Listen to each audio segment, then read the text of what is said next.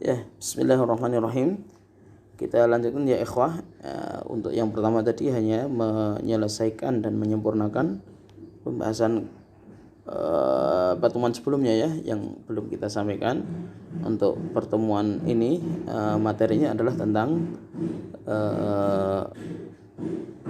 dasar, fungsi dan tujuan pendidikan Islam. Dasar, fungsi dan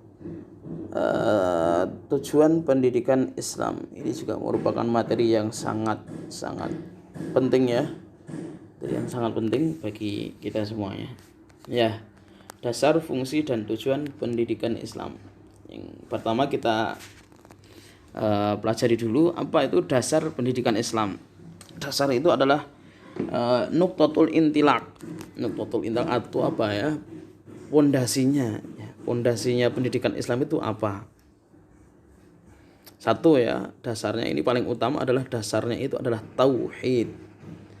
Nah, ini penting karena sesungguhnya ya manusia ini diciptakan dengan tujuan tidak lain dan tidak bukan adalah untuk untuk mengesahkan Allah Subhanahu wa taala baik dalam rububiyahnya maupun ubudiyahnya maupun asma wa sifatnya, sehingga seluruh proses pendidikan Islam itu harus bermuara pada ini, harus bermuara pada tauhid ini ya.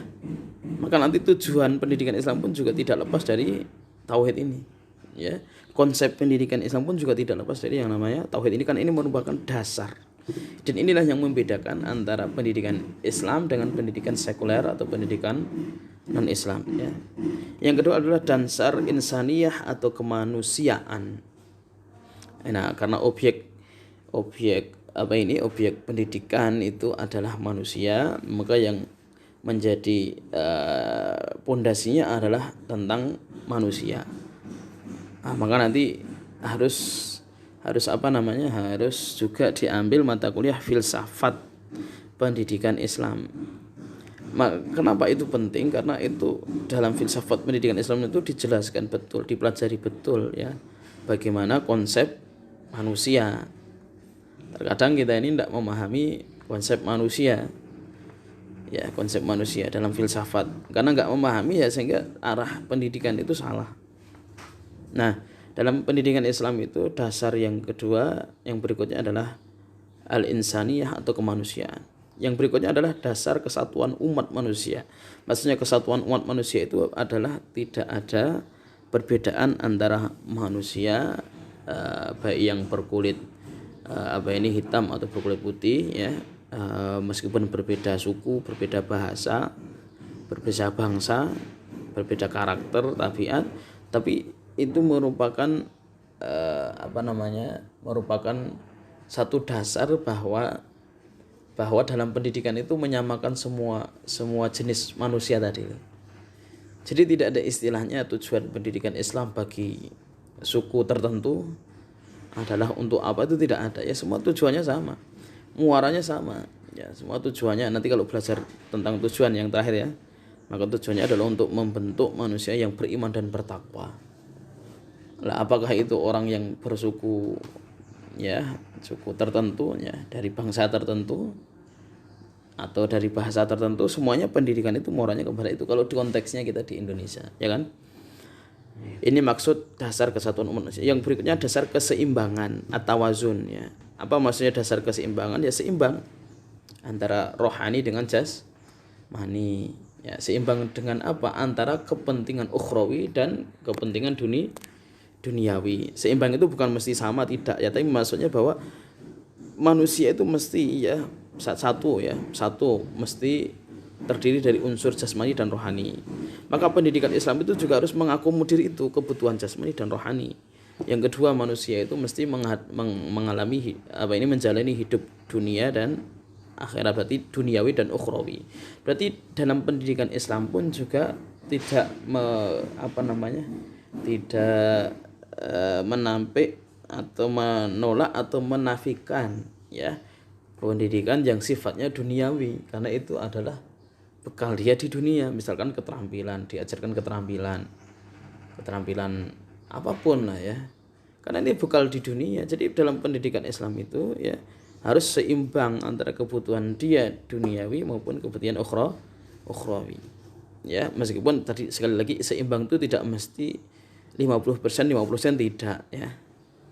Yang terakhir adalah dasar nilai sosial. Nah, karena ini juga hampir sama, manusia adalah makhluk sosial.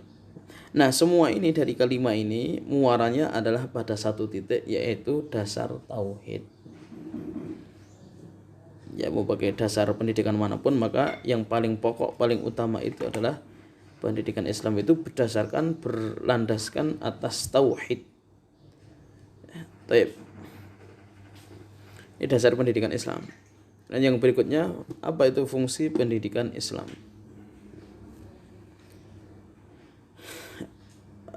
Ada 3 fungsi pendidikan Islam. Yang pertama adalah mengembangkan wawasan yang tepat dan benar mengenai jati diri manusia, alam sekitarnya, dan mengenai kebesaran ilahi.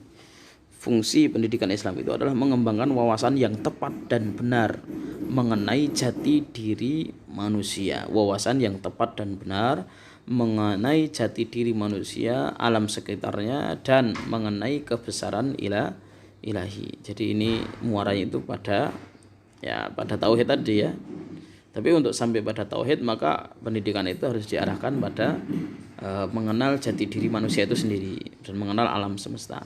Yang kedua, fungsinya adalah fungsi pendidikan itu adalah membebaskan manusia dari segala anasir, unsur-unsur yang dapat merendahkan martabat manusia. Karena sesungguhnya manusia itu punya fitrah, fitrah itu suatu yang positif, yang baik ya. Tapi kemudian ya dalam hadis kita tahu kullu mauludin yuladu ala fitrah fa abawahu yuhawidanihi aw yunassiranihi aw yunajjisanihi. Pada asalnya manusia itu terlahir dalam kondisi baik, bukan dalam kondisi yang nol netral itu tidak ya, tidak baik juga itu tidak. Kalau bagi saya manusia itu tercipta dalam kondisi baik, dia di atas fitrah. Di atas fitrah itu berarti di atas di atas kebaikan kan begitu ya. Di atas fitrah, di atas kebaikan, karena fitrah itu adalah dia mengenal Allah. Apakah hanya mengenal Allah, Tuhannya Allah? Tidak, dia tahu Allah gitu. Oleh karenanya, karena kemudian setelah tumbuh kembang ini ya, mengalami sentuhan yang mungkin ya tidak mestinya ya, maka kemudian pendidikan itu tampil berfungsi untuk membebaskan manusia dari segala anasir yang dapat merendahkan martabat manusia itu sendiri, baik yang datang dari dalam dirinya sendiri yaitu hawa nafsu maupun datang dari luar. Yang ketiga atau yang terakhir, mengembangkan ilmu pengetahuan untuk menopang dan memajukan kehidupan baik individu maupun sosial. Fungsi pendidikan itu adalah mengembangkan ilmu pengetahuan ya, mengembangkan ilmu pengetahuan untuk menopang dan memajukan kehidupan baik individu maupun sosial. Karena kita tahu bahwa kehidupan individu seseorang itu juga akan maju lewat ilmu pengetahuan. Ya, kalau dalam kita sudah jelas dalilnya, yarfa'illahu alladziina aamanu minkum walladziina utul ilma darajat. Ya, nah tentu juga dalam kehidupan sosial itu juga akan maju berkembang jika mana ditopang dengan pendidikan Islam. Yang ketiga atau yang terakhir ya, kita akan sama-sama membahas tentang tujuan pendidikan Islam. Nah, sebelum membahas tentang apa saja sih tujuan pendidikan Islam, poin yang terpenting yang harus dipahami bersama adalah kita harus tahu tentang hakikat manusia. Jadi sebelum mengetahui, mempelajari apa sih tujuan pendidikan Islam itu, maka kita harus tahu dulu poin penting atau landasan yang dengan landasan tersebut itu akan menentukan arah pendidikan Islam kita. Maka yaitu tentang hakikat manusia. Mestinya kalau dikembangkan ya, ini dia hanya hakikat manusia untuk menentukan tujuan pendidikan Islam itu. Kalau dalam ilmu filsafat ada namanya hakikat manusia, hakikat ilmu, dan hakikat alam. Tapi kita yang poin dasar saja yaitu tentang hakikat manusia. Apa hubungannya hakikat manusia dengan tujuan pendidikan Islam? Karena sesungguhnya pendidikan itu objeknya adalah manusia. Bahkan pelaku pendidikan adalah manusia. Maka harus kita tahu dulu hakikat manusia itu sebenarnya apa. Ya kan? manusia itu adalah hakikatnya apa. Setidaknya ada 4 poin. Ini nanti poin-poin inilah yang kemudian harus jadi rumusan dalam tujuan pendidikan manusia. Pendidikan Islam afan. Yang pertama, hakikat manusia itu terlahir di atas fitrah. Kullu mauludin yuladu 'alal fitrah. Tadi sudah disampaikan ya. Hakikat manusia itu, manusia ketika lahir itu dia di atas fitrah. Jadi tujuan pendidikan Islam itu nanti tidak lepas dari yang namanya hakikat manusia yang terlahir di atas fitrah tadi. Yang kedua, manusia adalah makhluk sosial. Ini merupakan karakter manusia, tabiat manusia, dan bahkan mungkin juga fitrah manusia, bahwa manusia itu mau tidak mau makhluk sosial.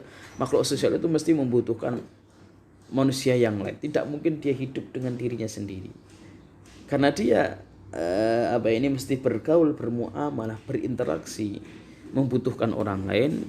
Pendidikan Islam itu tampil ya, yang salah satu tujuannya adalah untuk mengantarkan dia supaya punya kemampuan berinteraksi dengan manusia yang lain. Yang berikutnya, manusia adalah makhluk rasional. Rasional itu berarti mengandalkan akal ya. Artinya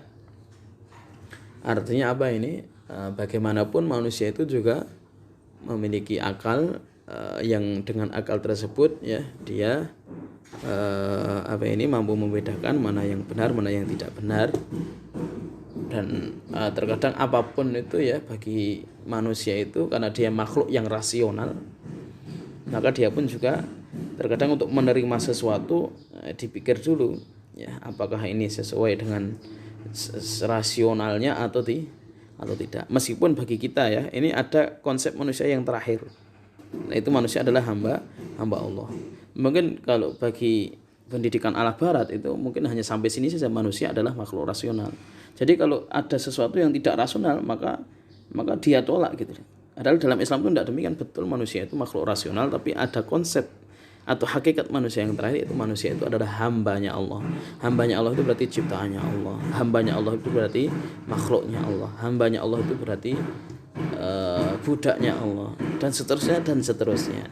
Nah, ini semuanya jadi tidak serta-merta segala sesuatu yang tidak rasional kemudian ditolak atau tidak sesuai dengan pendidikan Islam, tidak demikian. Nah, apa implikasi dari manusia adalah makhluk rasional adalah tujuan pendidikan itu harus mengarah pada pengembangan potensi peserta didik, potensi akal, potensi dia berpikir ya, dan seterusnya. Nah, puncak dari hakikat manusia itu adalah manusia sesungguhnya semuanya ini adalah hamba Allah. Nah, ini semuanya lah yang akan merumuskan tujuan pendidikan Islam. Dan lalu apa tujuan pendidikan Islam? Insyaallah akan kita sampaikan di di link YouTube berikutnya ya. Barakallahu fikum.